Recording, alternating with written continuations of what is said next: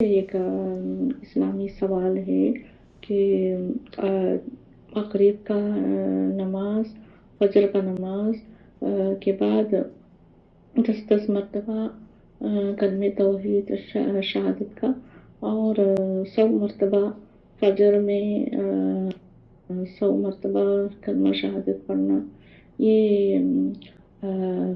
حسن المسلم سے بھی ہے الحمدللہ۔ اور میں بیانوں میں سنی ہوں کہ نہیں کرنا اس کا دلیل مجھے یاد نہیں آ رہا ہے، پلیز انشاءاللہ کہ کوئی بہن مجھے سوال کرے تھے تو ان کو دلیل کے ساتھ ہونا چاہیے۔ السلام علیکم۔ وعلیکم السلام ورحمۃ اللہ وبرکاتہ۔ دیکھیے، اما الاول فورد به عدة احادیث لا بأس بها وهو ذکر اللہ 10 مرات بعد المغرب وبعد الفجر۔ یہ سماحت الشیخ عبدالعزیز بن باز مفتی مملکت سعودی عرب سے پوچھا گیا تو انہوں نے بتایا کہ لا الہ الا اللہ وحدہ لا شریک لہ لہ الملک ولہ الحمد یحیی ویمیت وہو علی کل شیء قدیر۔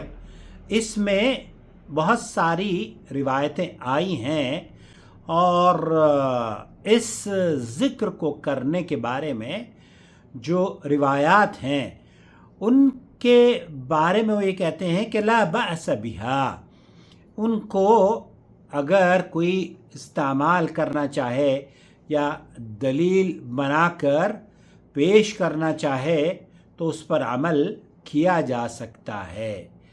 البتہ جو احادیث سے فقد ورد هذه الاذکار في عدة احادیث وتعددت روایاتها وفي بعضها زیادہ بعض الالفاظ كالجملة التي ذكرها السائل یحیی و یمیت، اس میں یحیی و یمیت کا اضافہ بھی کیا جاتا ہے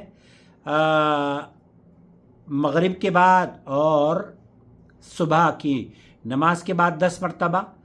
اس حدیث کو اہل علم نے روایت کیا ہے، خاص طور پر علامہ البانی نے اسے صحیح اور حسن کے درجے میں روایت کیا ہے۔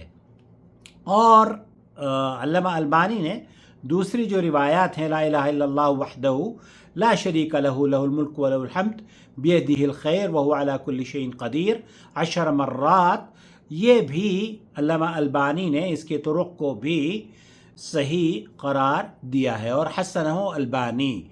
تو یہ جو روایات ہیں، بعض اہل علم نے، آپ نے جیسے بیان فرمایا ہے، بعض اہل علم کا موقف یہ میں آپ کو سنواتا ہوں۔ شیخ اللہ آپ کا بھلا کرے،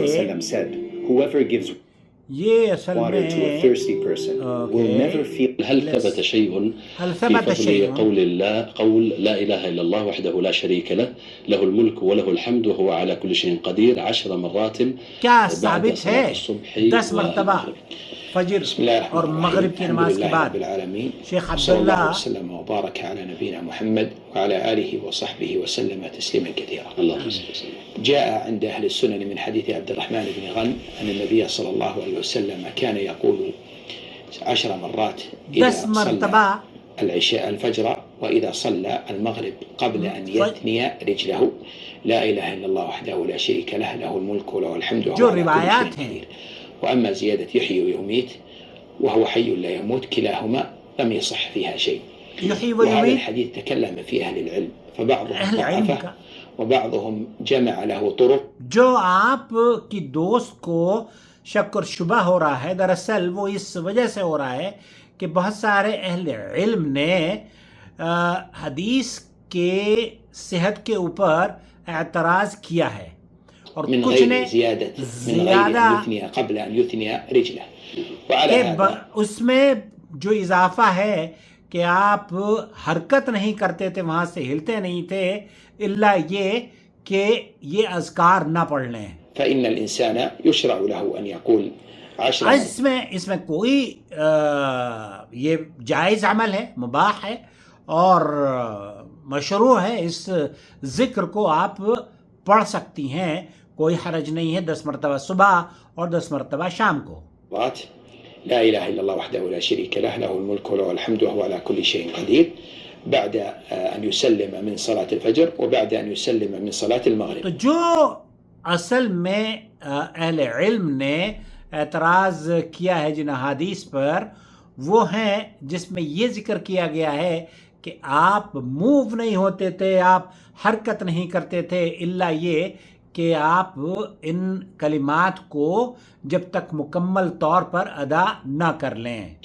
وهذا الذكر غير الذكر الوارد في حديث معقبات لا يخيب قائلهن وهو لا اله الا الله وحده لا شريك له له الملك وله الحمد وهو على كل شيء قدير لا اله الا الله ولا نعبد الا اياه له النعمه وله الفضل وله الثناء الحسن لا اله الا الله مخلصين له الدين ولو كره الكافرون لا اله الا الله وحده لا شريك له له الملك وله الحمد وهو على كل شيء قدير اللهم لا مانع لما اعطيت ولا معطي لما منعت ولا ينفع ذا الجد منك الجد. وهذه يقولها ثم يقول لا إله إلا الله وإن قال لا إله إلا الله 10 مرات ثم قال هذا یہ وہ کلمات ہیں جو کہ اللہ کے رسول صلی اللہ علیہ وسلم سے بعض روایات صحیح ہیں اور بعض اہل علم نے ان پر کلام بھی کیا ہے.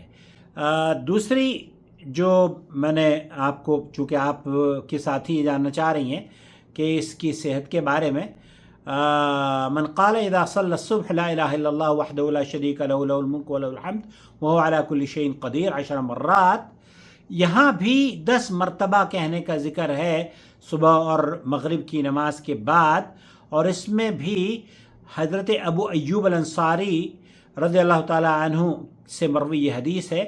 اسے اخرجہ الترمذی وسنن الکبریٰ, النسائی فی سنن الکبریٰ واحمد, اور اکثر اہل علم نے اس حدیث کو بھی صحیح کا درجہ دیا ہے. مجھے امید ہے وضاحت ہو گئی ہوگی کہ اس طرح کے ذکر کو ادا کرنا انشاءاللہ تعالی کوئی حرج نہیں ہے. سماعت شیخ عبدالعزیز بن باز سے پوچھا گیا, شیخ عبدالعزیز بن باز نے بھی یہی فرمایا کہ لا بأس بها, الحدیث جو وارد ہوئی ہیں اس ضمن میں وہ بھی وہ اس میں لا بأس بها. بعض اہل علم نے اس کو ان احادیث کو ضعف یا اس خاص پہلو پر نظر ڈالتے ہوئے کہ آپ علیہ الصلوۃ والسلام سے اس اضافے کو کیا گیا کہ آپ حرکت نہیں کرتے تھے یا موو نہیں ہوتے تھے, تو یہ کہتے ہیں کہ یہ صحیح نہیں ہے. البتہ جو دوسری روایات ہیں وہی صحیح اور حسن کے درجے میں آتی ہیں. واللہ اعلم وصلی اللہ علی نبینا محمد.